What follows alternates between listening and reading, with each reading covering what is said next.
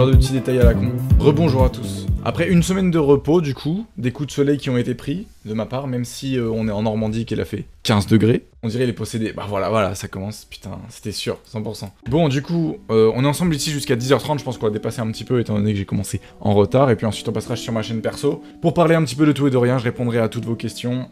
On sera ensemble, je vous parlerai un petit peu de mes persos, qu'est-ce qui s'est passé pendant ces 2 semaines, pourquoi j'ai pas été là, etc. etc.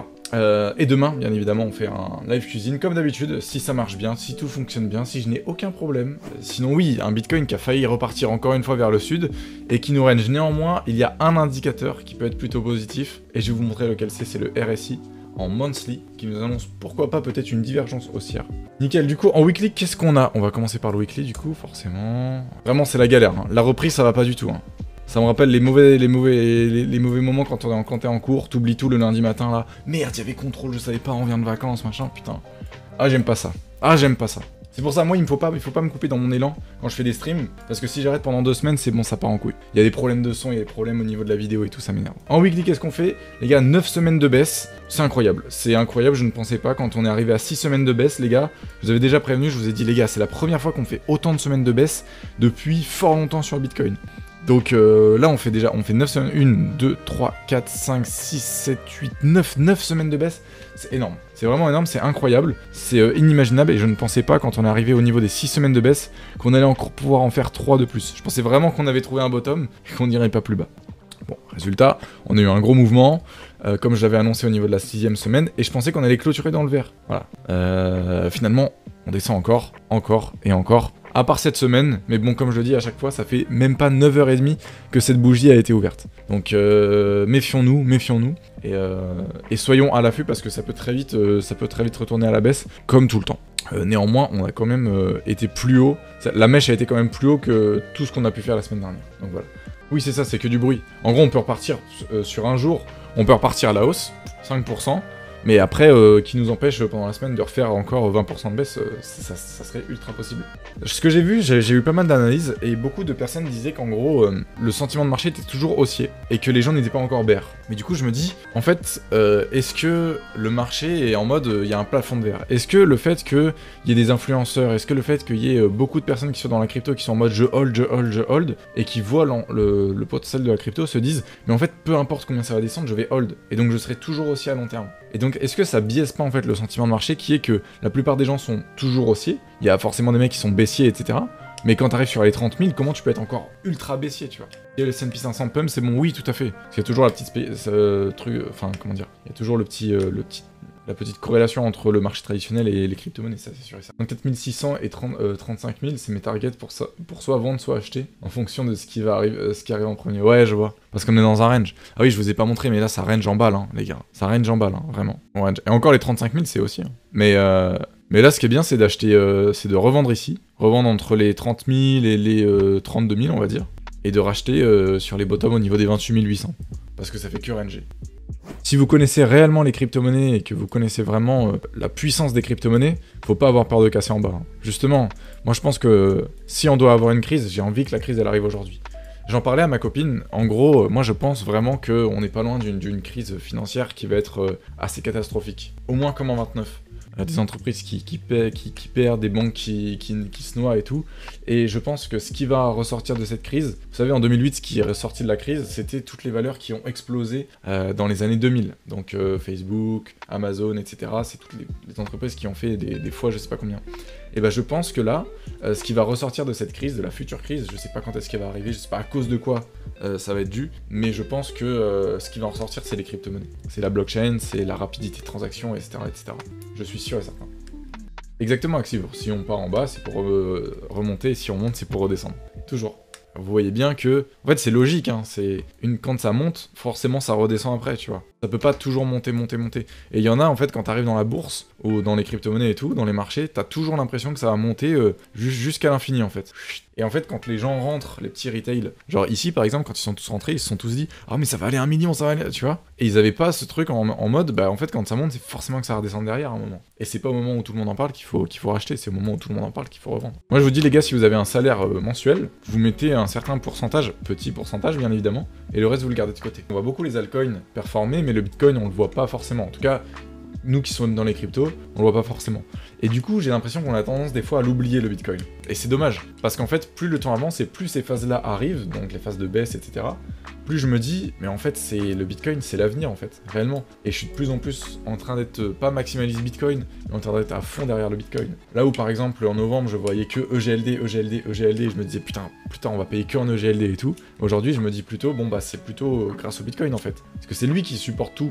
C'est lui qui supporte tout, c'est celui qui est le plus centralisé, le plus décentralisé, celui qui est le plus sécurisé. Et du coup, je pense vraiment que plus tard, on pourra réussir à payer avec, ou du moins faire des échanges, etc. Je crois fort. Mais ouais, là, c'est vrai qu'avec ces 9 semaines de baisse, on aurait dit une plongée vraiment vers les abysses, quoi. Néanmoins, on est quand même sur des bottoms comme l'an dernier.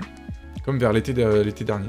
Je sais pas combien de temps ça va résister comme ça, mais à voir. En tout cas, c'est sûr et certain qu'un jour, on reviendra à la TH. Quand, je ne sais pas. Peut-être vers fin 2022, qui sait, ça serait pas mal. Après 6 mois de baisse, peut-être 6 mois de hausse. Moi, j'ai l'impression qu'on tend vers quelque chose comme ça. 6 mois de hausse, 6 mois de baisse, 6 mois de hausse, 6 mois de baisse. Et genre là, bon après là, on a fait plus de 6 mois quand même. En fait, on pense beaucoup aux AL qui vont faire des fois, je sais pas combien, mais on pense rarement qu'en fait, ils peuvent faire des moins 90%, très rapidement. Notamment EGLD. Alors vraiment, EGLD, c'est en même temps mon meilleur investissement et en même temps mon pire investissement. Mon meilleur investissement parce que je l'ai acheté à des prix qui étaient vraiment très bas et j'aurais pu le revendre à des prix qui étaient mais tellement hauts, mais à l'époque on s'en rendait pas compte, tu vois. Un EGLD à 500, 600, c'était énorme. Et pourtant j'ai pas revendu. Et j'aurais clairement dû revendre.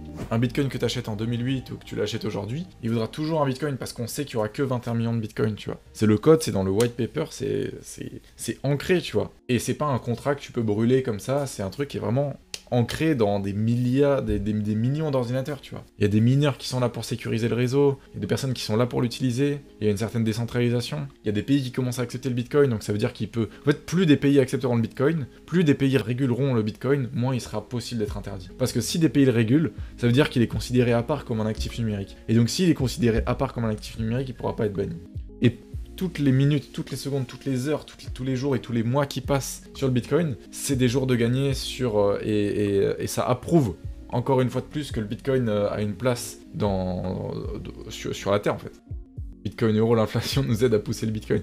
Mais moi je suis très content parce que du coup, vu que je suis full dollar à chaque fois, je le mets en stablecoin dollar, et ben, du coup je fais des plus-values sur l'euro. Étant donné que depuis que je suis rentré, l'euro a perdu beaucoup de valeur face au dollar, donc le dollar en a gagné face à l'euro, et que moi je suis resté beaucoup en stablecoin et tout, bah comme la plupart à mon avis des gens dans le chat, du coup on a tous gagné des euros, en réalité, même si on est resté en dollars. Et c'est ça qui est assez dingue. Après on n'a pas gagné non plus énormément, mais on a gagné un petit peu quoi. Du coup, les volumes, qu'est-ce qu'on a? Bah les volumes c'est pas glorieux, hein. On a une grosse bougie de volume là, qui aurait pu nous refaire partir à long terme. Bon, finalement, ça l'a pas fait. Néanmoins, regardez ici. Et on va repartir en tendance haussière alors que les volumes étaient complètement descendants. Donc à voir comment ça se passe. Là, on a une semaine où on a fait une bougie de volume un peu plus grosse. Sinon, on a un gros mouvement là-haut cette semaine par exemple, ou dans quelques semaines, on pourra déterminer que oui, on a une remontée des volumes un petit peu. Du coup, le MACD en weekly, toujours en cross. Hein. Bon là, même si cette semaine, du coup, on est un petit peu dans le vert. Voilà, c'est très rouge hein, pour l'instant, donc il n'y a rien à dire. Le RSI au même niveau que en mars 2020, et ça c'est très intéressant. Hier je crois hier soir on était même plus bas,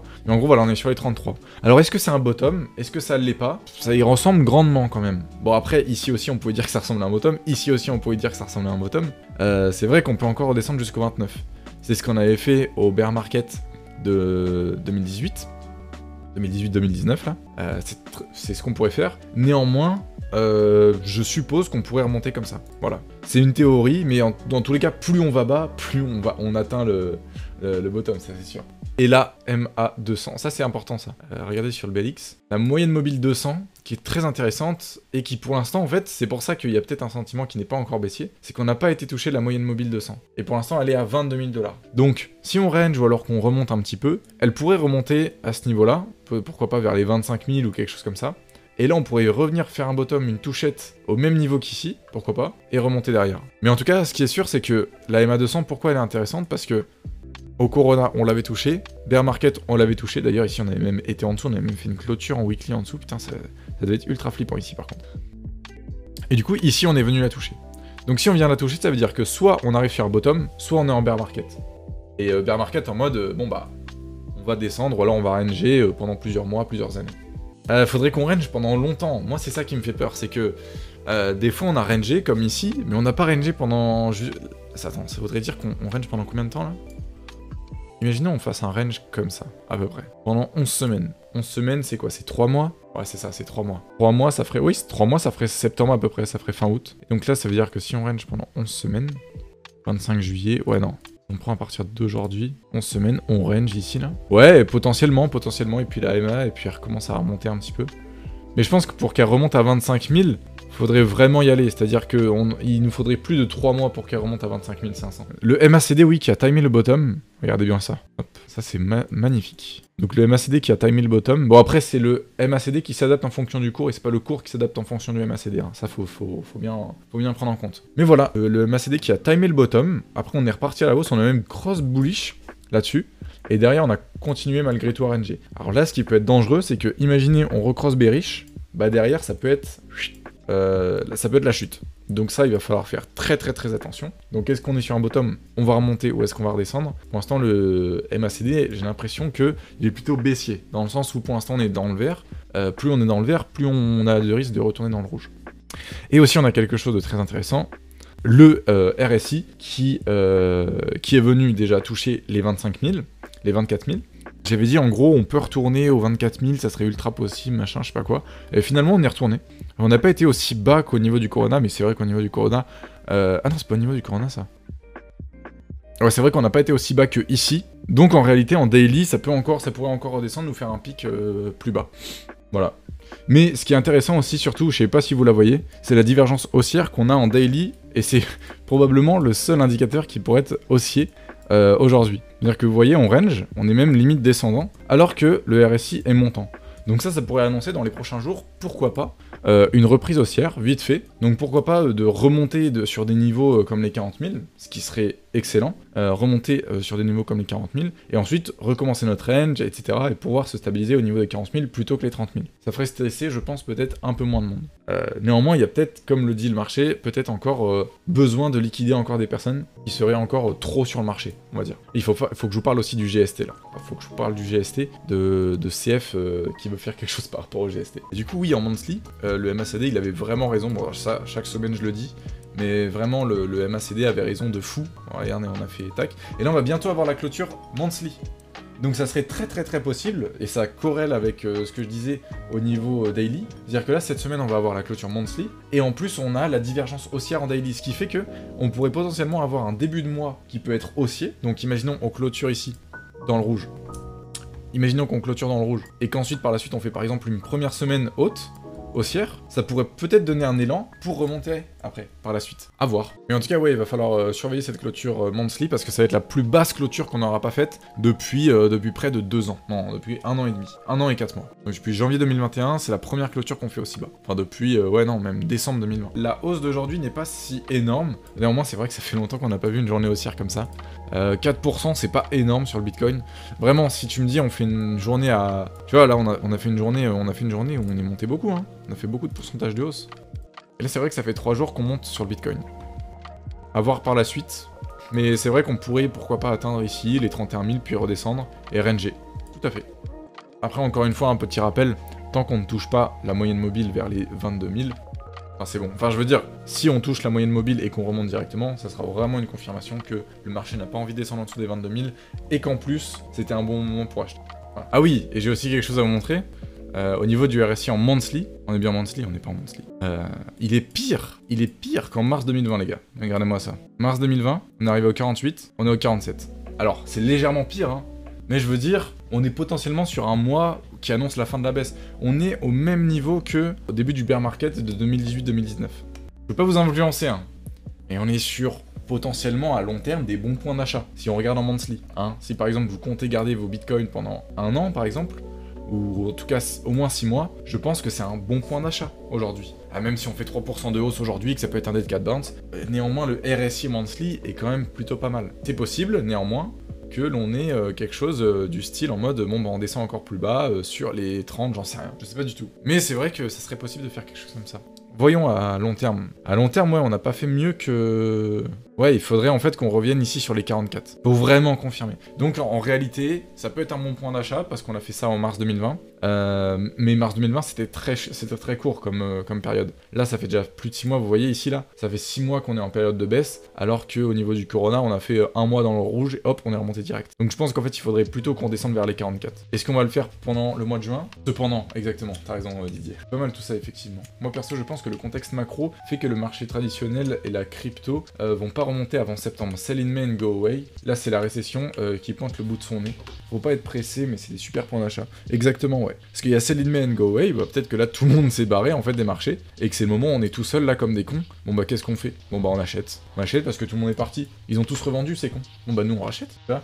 En tout cas, oui, je pense que c'est des bons points d'achat. Tout à l'heure, on m'a demandé du coup le GLD, c'était Didier qui me demandait ça, le 3. Moi, je peux vous montrer si vous voulez. Alors, c'est même pas personnel en plus. Hein. Enfin, si, c'est personnel. Mais je peux vous montrer mes points d'achat et tout. En gros, vous voyez ici, j'ai vu qu'on avait fait une mèche. Donc, ça, c'était en daily hein, qu'on avait fait une mèche. On avait fait une mèche ici. Et on n'est pas venu la chercher. Enfin, on est venu la chercher vite fait la semaine dernière. Et du coup, moi, à ce moment-là, j'ai racheté. J'ai enfin, les gars, il me restait des rides. Moi, j'avais participé au Launchpad. D'ailleurs j'ai un peu le seum, oh je vais vous montrer, je vous montre, parce que j'ai carrément le seum, mais néanmoins vieux motard que jamais, mieux vaut tard que jamais. En gros, j'avais participé au launchpad de Ride, du Ride, donc c'était en novembre. D'ailleurs, mes plus-values en crypto sont surtout grâce à ça. Mais vous allez le voir, c'est tout de même con un peu ce que j'ai fait. J'aurais dû le faire bien avant. Voilà. En gros, voilà, donc ça c'est le graphe du ride contre l'EGLD. Et j'aurais dû revendre en fait mes rides à ce moment-là en EGLD. Et ce que j'ai fait, c'est que je les ai revendus ici. Ce qui fait que j'ai loupé carrément, genre même avant la baisse, genre en avril, je commençais déjà à me tâter pour les vendre, hein, mes rides. Ce qui fait qu'en fait, j'ai loupé 40%. C'est-à-dire que là, tous les rides que j'avais, il me restait genre 144 $ en ride. J'en ai acheté pour 2 EGLD. Et si je les avais revendus par exemple en avril, j'aurais pu les revendre pour au lieu de 2 EGLD, je les aurais revendus pour genre 3 ou 4 EGLD, tu vois. Et du coup, je m'en veux un peu, parce que j'ai perdu beaucoup de potentiel dessus. Néanmoins, je les ai revendus, parce que je pense que le ride, c'est un bon projet, hein, mais il surfe trop sur la hype qu'il a eu au niveau du launchpad et tout. Et du coup, j'ai revendu. Alors oui, j'ai revendu en perte, mais j'ai même pas revendu en perte, parce que moi, je les ai achetés à 0,004 $. Et du coup, je les ai achetés à 0,04 $. Et là, ils étaient genre à 30 centimes peut-être, je crois. Voilà, je les ai revendus hier, ou avant-hier, je sais plus. Du coup, je les ai revendus à 36. Donc oui, en réalité, j'ai fait quand même un x9. En gros, mon break-event, donc mon point où je suis à 0 en EGLD, c'est 167 $.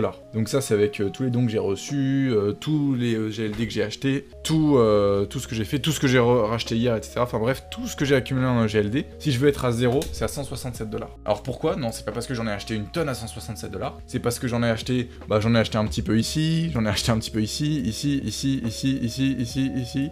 Après, au bout d'un moment, j'ai arrêté d'en acheter, et j'aurais dû revendre ici, bien évidemment. Je me rappelle ici, j'étais en voyage avec ma copine, je regarde, mon truc c'était dans le train, je me rappelle. Oh, j'étais fou du nombre qui était marqué sur l'application, j'ai fait putain mais c'est abusé et tout. Et à ce moment-là, j'avais pas encore ces étapes-là. Vous allez comprendre à quoi ça correspond ça. Et en gros, ces étapes-là, je les avais pas encore. Et du coup, moi ce que j'attendais, c'était les 1600 $. Je me disais, wow, 500 $, je vais quand même pas les revendre maintenant, mes EGLD. Il y a le My Exchange qui arrive, il y a machin, il y a truc. Et j'aurais dû. Je suis ultra con. Et c'est pour ça qu'en fait, je me suis fait cette stratégie. En gros, si vous voulez, mon problème, c'est que j'ai trop investi dans Elrond, et du coup, j'ai trop du mal à en sortir parce qu'ils sortent toujours des nouvelles news, etc. Donc là, ce que je me suis dit, c'est que déjà, au niveau, quand j'arrive à mes 100% là, donc ça c'est en fonction de mon portefeuille actuel.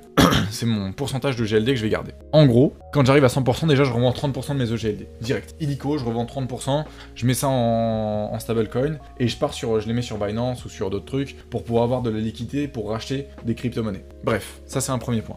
Deuxième point, à chaque fois qu'on fait 20% de hausse sur le GLD, je revends 10% de mon portefeuille. Donc là, 20% de hausse, paf, je revends 10%. Donc il me reste 90%. Ensuite, paf, 20% de hausse, je revends 10%, etc., etc. Jusqu'à ce qu'on arrive à ce niveau-là. Et encore là, quand c'est en orange, c'est que je revends 10%, quand c'est en orange foncé, c'est que je revends 15%, 20%, 30%, et ensuite là, je hold un EGLD. Voilà, à partir de 884 $, je hold un EGLD et j'attends de voir jusqu'où il monte. Mais j'y crois à long terme EGLD. En fait, c'est juste que je cash out, enfin je prends des profits, parce que sinon j'y arriverai jamais. Si je garde le même nombre de GLD ici jusqu'à ici, ça serait kamikaze, réellement. J'ai appris en fait avec le temps à prendre des profits souvent. Parce que dans tous les cas, même si je prends des profits par exemple ici, imaginons que le GLD il fasse ça, un truc comme ça. Et ben en fait par exemple je vais prendre des profits ici, tu vois, je vais enlever 10% de mon portefeuille, tac, tac, tac, tac, tac, tac. Là j'aurai plus que 70% de mon portefeuille que j'aurais eu aux 167 $. Néanmoins j'aurai plein de profits. Et du coup je vais pouvoir racheter un petit peu de GLD ici, au niveau de la baisse. Pas autant que tout ce que j'aurais pris, mais au moins j'aurais cash out. Tu vois ce que je veux dire? Et au moins je me serais payé. Et ça c'est le plus important. Essayez pas de faire des 1 million de dollars ou j'en sais rien, tu vois, sur des actifs, en gardant beaucoup trop d'actifs. Mais moi j'ai fait cette stratégie parce que j'ai trop de GLD, il y a trop de mon portefeuille qui est en EGLD, malheureusement. Objectif de cet été sans EGLD mes amis. Moi objectif de cet été c'est revendre mes EGLD. J'espère que le GLD pourra monter dans les prochaines semaines et je pourrai les revendre petit à petit. Ça me ferait du bien en tout cas. Bon du coup j'ai quelques petites news à vous passer, notamment par rapport à Tesla, par rapport à SpaceX. Elon Musk annonce que SpaceX acceptera bientôt le Dogecoin comme moyen de paiement. Alors, il disait les merch de Tesla, donc TAS, les mugs, les trucs comme ça, Tesla, les casquettes Tesla, peuvent être achetés en Doge, et bientôt SpaceX aussi. Les merch de SpaceX aussi. Alors moi j'ai des questions à me poser, ça n'a pas d'impact sur le cours, alors très peu. Est-ce que le fait que la redondance des tweets, etc. et des annonces, ça continue en fait? Est-ce que c'est logique qu'il accepte le Doge? Est-ce que ça serait pas plus logique qu'il accepte le Bitcoin en réalité? C'est ça que je me pose comme question. Et par contre, ce qui est bien d'un côté, c'est que du coup maintenant, la grosse fanbase autour de Tesla et de SpaceX, etc., s'intéresse de fou aux crypto-monnaies, enfin s'intéresse beaucoup aux crypto-monnaies, je pense, grâce justement à des personnes comme Elon Musk, qui annoncent à fond, ouais, le Dogecoin, les crypto-monnaies et tout. Doge, c'est son bébé, il en a acheté pour ses gosses, ouais. Mais du coup, c'est quand même une question que je me pose. Pourquoi Doge et pas Bitcoin ou quoi? Parce que Bitcoin, ça pourrait attirer plus de monde. Moi, je préfère payer en Bitcoin qu'en Doge, tu vois. Néanmoins, c'est quand même drôle. Mais je pense que Elon Musk, tu vois, il troll beaucoup. Mais du coup, on a l'impression... En fait, ces projets continuent d'avancer, mais ils trollent beaucoup sur certains trucs, notamment le Doge, par exemple. Je pense que s'ils se concentraient, par exemple, sur Bitcoin, ça serait sûrement mieux. Et on verrait, on aurait l'impression que vraiment... Parce que là, en fait, ça donne l'impression, en fait, d'extérieur, des personnes qui ne connaissent pas les crypto-monnaies. Bon, ils s'amusent avec du Doge, bah super, la crypto-monnaie, c'est de l'amusement, quoi. Genre, c'est du troll. Alors que si on accepte le Bitcoin, tu vois, il y aura un truc où ça sera plus sérieux, tu vois. Et c'est important, je trouve, de donner cette image de sérieux aux crypto-monnaies. Là où on se dit, ouais, c'est que ça pollue, c'est pour les gangsters ou je sais pas quoi et tout. L'image qui lui colle encore un petit peu. Bonjour, ça va, je me dis que Musk a intérêt à mettre le Doge. Il a toujours des idées derrière la tête. Ouais, bien sûr. Après, ça se trouve, il a juste beaucoup de Doge et il veut le faire pump parce qu'il est en perte dessus. Ça, c'est un petit peu les stratagèmes aussi. Et la deuxième news que je voulais vous montrer, c'est le PDG de Mastercard qui dit qu'il n'y aura plus de Swift dans 5 ans. Alors, je vous le dis direct. Déjà, Swift, c'est quoi? Swift, c'est le système interbancaire pour les pays en Europe pour pouvoir faire des transferts d'argent rapidement. Et du coup, ça a suscité l'étonnement chez les journalistes, etc. En disant, mais pourquoi il dit ça? Swift est vraiment génial, tu vois. Moi, je me dis, je vois vraiment ça comme ça en mode, tout le monde ne jurait que par Swift. En mode, mais c'est génial, ça relie toutes les banques européennes, etc. Et finalement, en fait, les gens ont suscité l'étonnement, parce qu'aussi le PDG de Mastercard pensait derrière à pourquoi pas la blockchain. Pourquoi pas la blockchain. Et en fait, il faut nuancer ses propos. Donc, Michael Mibach, je sais pas comment dire, qui en fait voulait dire que Swift allait avoir une forme différente que de ce qu'il a aujourd'hui. Aujourd'hui, c'est une vulgaire messagerie, comme il disait. Voilà, c'est ici, réponse à nuancer. Michael a simplement renoncé à ce que Swift a dit précédemment, ces opérations continuent d'évoluer. Sa forme actuelle ne sera plus la même à l'avenir. Il ajoute des fonctionnalités et ne se contente plus d'être un simple système de messagerie. Voilà. Oui, il y aurait aussi, pourquoi pas, là ils sont en train de voir avec Capgemini, donc c'est une start-up française, je crois, ou une entreprise française, pour implémenter des MNBC. Monnaie numérique de banque centrale, pardon. Non, comme par exemple l'euro numérique ou alors le dollar numérique, mais pas émis par des entreprises, mais directement émis par des banques centrales. Voilà. Du coup, pour terminer, j'avais juste une petite recommandation à vous faire. C'est une chaîne YouTube.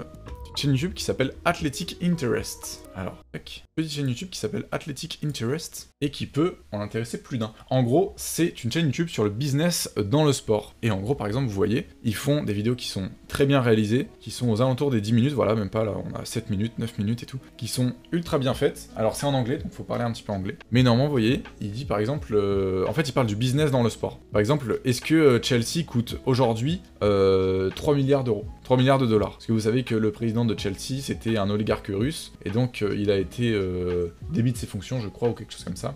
En gros, il a été viré, parce que c'est un oligarque russe, etc.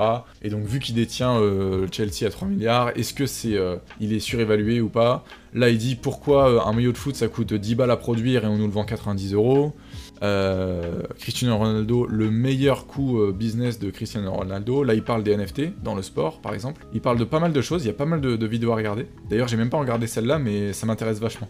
Parce que j'ai acheté un maillot de la France, du coup, ce week-end. J'ai fait un petit tour dans les boutiques. Maillot de la France qui était à moins 45%. Je me suis dit, vas-y, let's go, je vais m'en acheter un petit. Hop, pour la Coupe du Monde 2022, du coup. Et du coup, ça m'intéresse vachement d'aller regarder cette vidéo. Donc voilà, pour toutes les personnes qui kiffent le sport et le business, et là, un petit peu comment évolue une entreprise, etc. Et qui veulent évoluer en anglais, je vous invite à aller sur cette chaîne YouTube de grande qualité que je kiffe bien et que j'ai découvert hier soir. Voilà. Pour toutes les personnes qui veulent me rejoindre, on va arrêter le live ici. Cependant, ne partez pas tout de suite. N'hésitez pas à venir sur ma chaîne Twitch que je vous mets dès à présent directement dans le chat. Merci à tous qui étaient sur YouTube. N'hésitez pas à liker la vidéo, à vous abonner, à me rejoindre sur twitch.tv/aaLexB-. De toute façon, vous aurez le lien juste en description. À rejoindre aussi CryptoFuture sur sa chaîne Twitch et à vous abonner à la chaîne CryptoFuture Live. Sur ce, c'était Alex. Salut tout le monde, à la semaine prochaine.